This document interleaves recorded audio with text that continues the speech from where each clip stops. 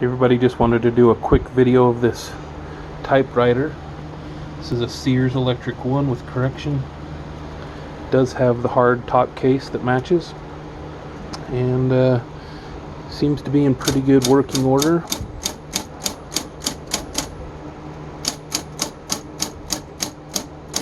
Let's go through here, the back button.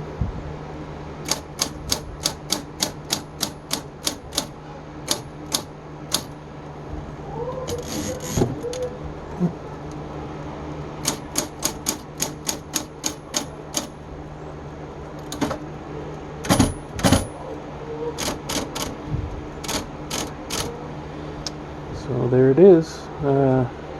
Does have the on-off switch here. You can see the